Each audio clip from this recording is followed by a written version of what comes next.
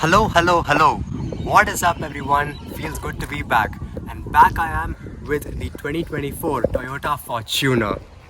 Of course, I'm going to be reviewing it and I will also try to justify the hype around it because I am Shyamanand and you are watching Hyper Automobiles.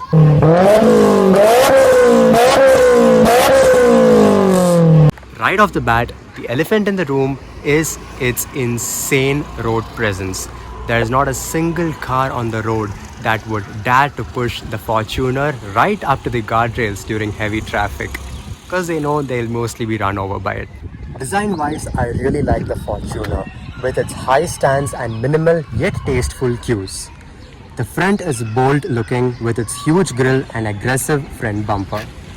The side truly highlights the ladder frame chassis with its 225mm ground clearance and smart looking 18-inch wheels. The rear has your usuals, a rear wiper, the Toyota badging, a neat looking rear spoiler and a shark fin antenna. Overall, the car gives rugged vibes along with a generous usage of chrome which makes it look premium too. On the inside, the first thing you notice are these lovely seats. They are well cushioned and keep you comfortable during long drives. The design of the dash has Toyota's signature awesome build quality. It gets an 8-inch infotainment system, a pair of grab handles, climate controls with physical buttons, and steering mounted controls. The dash is functional but definitely a bit dated. Some accessories in the front are your wireless charging pad for your smartphone, a USB Type-B socket, and a vanity mirror with a light for both the passenger and the driver. Storage in the front is in abundance. You have a couple of cup holders in your center console, huge door bins that can easily house a 1-liter water bottle, and not seen this in any other car, but you have some very interesting double glove box action going on that are separated in the middle. Very interesting. You also get a sunglass holder up top on the roof and some more storage beneath the armrest. Now, before we move on to the second row of seats, you should know that the Fortuner still does not get a sunroof, let alone a panoramic sunroof. It does not even get an electric single pane sunroof. I mean, come on Toyota, it's 2025. Getting in and out of the second row of seats in the Fortuner is very convenient, and the seats themselves are very comfortable, just like the ones in the front. I'm 5'11" in height, and as you can see, I have a good amount of headroom, loads of knee room and loads of leg room. Although I do wish that the under thigh support was a bit better. Now, coming to the accessories and storage you get in the second row of seats, you have two air vents that are roof mounted, grab handles, some storage behind the seats of both the passenger as well as the driver, a small space to keep your phones, humongous door bins just like the ones in the front, and a center foldable armrest with retractable cup holders. The center seat in the middle row, as you can see, is not the best for an adult and is suited for a child more. I have almost no headroom, and although I have good knee room, I'm sitting knees up with absolutely no under thigh support. The transmission tunnel is better than in a sedan, but it's definitely not for adults. Now I am seated in the third row of seats of the Fortuner, and if you can't tell by now, I am super cramped. I have no headroom, no knee room, no leg room, and I am seated knees up with no under thigh support too.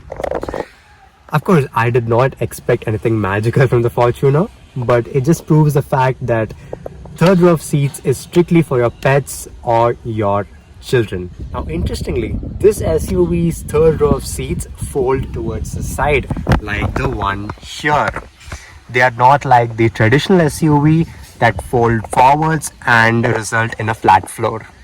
Otherwise though, for whoever or whatever is seated back here in the third row of seats, you get two grab handles, one for each side, and two air vents. Boot space is not the highest at 296 liters, but of course you can fold down the second and third rows to increase your cargo volume. Right then, now we come to the tasty stuff.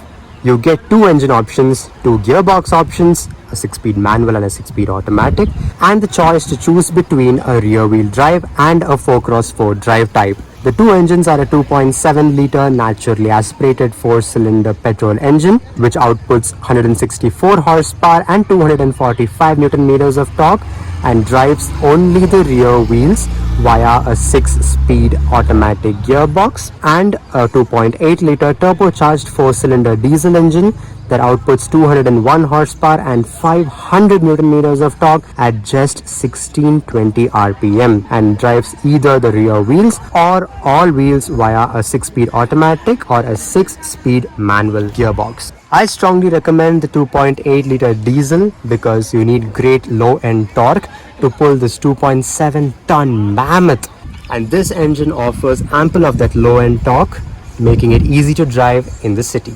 The only con is the diesel engine's high initial cost. Now let's have a quick chat with the owner of today's Fortuner, Mr. Radhakant. Hello sir. Hi. What are your likes and dislikes about your Fortuner? Okay. Well, I think Fortuner I like the most is the road presence, the performance, and the reliability. The Toyota company, right, is the most reliable one, and Fortuner you can see, right, is kind of one. Very true. Pretty reliable, and it's fun to drive. If you ride in the highway, you feel the what do you call it? That I like the most. Dislike, I would say, this little vehicle driving the what do you call it, traffic would be a little tedious with heavy steering. That could be enhanced to electronic one. So that is one I don't like it, and you will feel little bumpiness while driving the road in the slow riding while you're doing. So that is what I don't like. God. Thank you so much, Mr. Radhakant, for giving me the opportunity to review your Fortuner.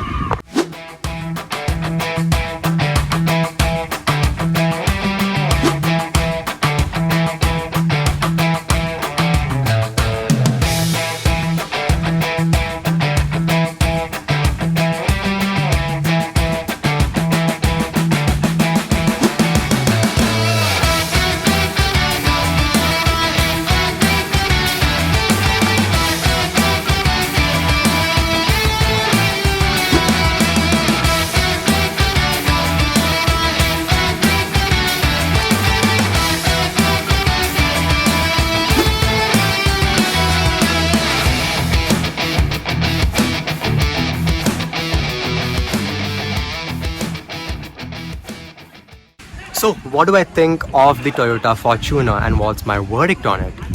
Well, first off, I think it's way too overpriced for what it offers.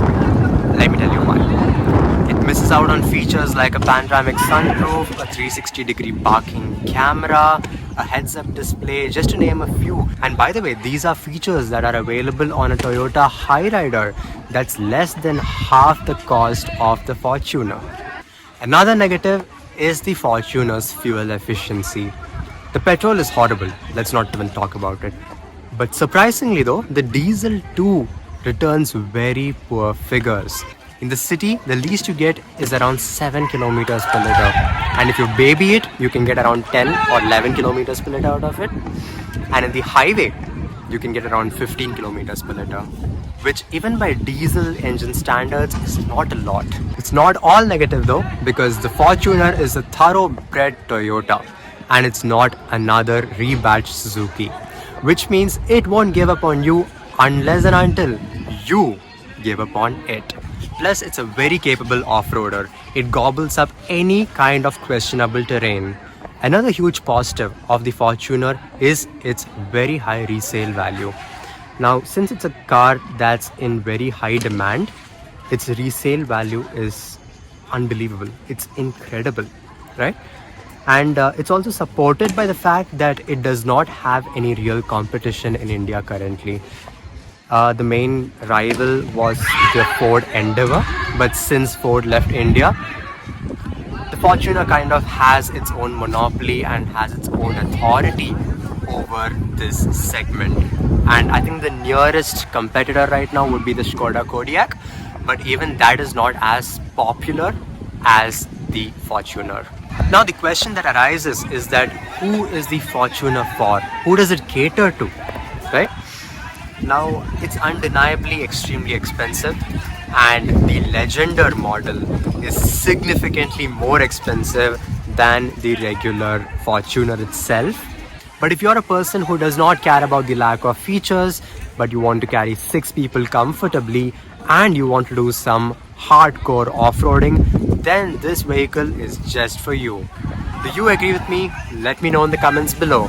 As always, if you haven't subscribed to our channel yet, please do subscribe, as you'll never miss a single update. Thank you all so much for watching. See you next time. Goodbye.